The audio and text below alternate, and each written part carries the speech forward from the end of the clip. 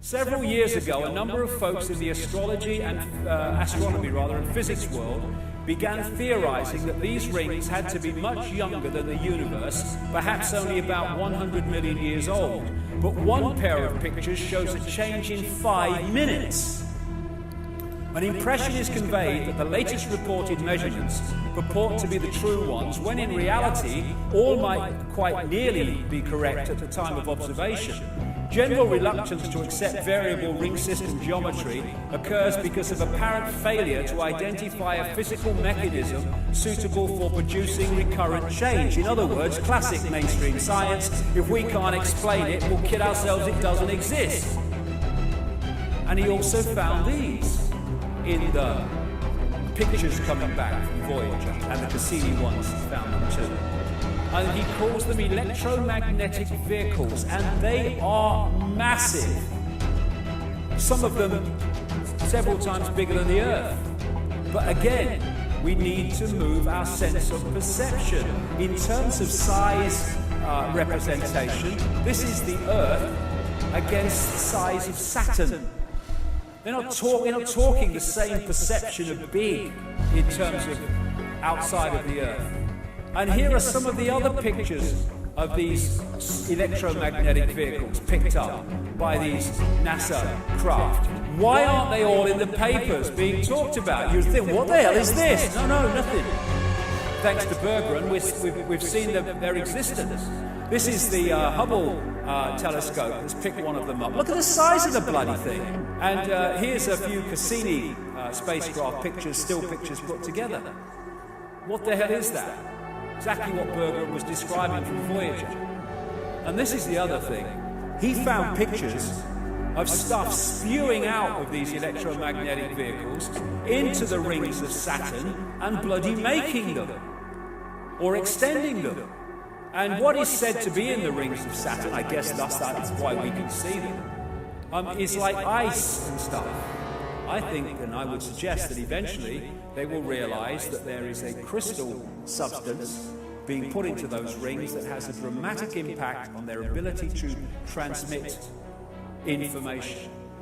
In 2009, NASA released this picture, which is a ring around Saturn, which is from 3.7 million miles out to 7.4 million, and that ring could encompass 1 billion Earths.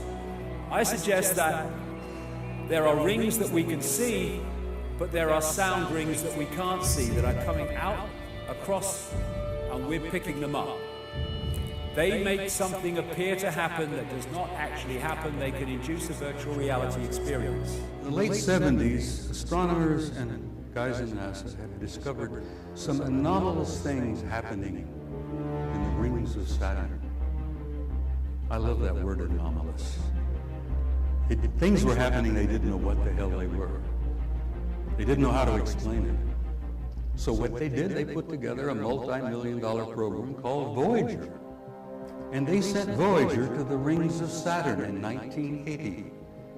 And when Voyager 1 got in the rings of Saturn, it began taking pictures, and the pictures were sent back to NASA, and they were astounded, literally astounded.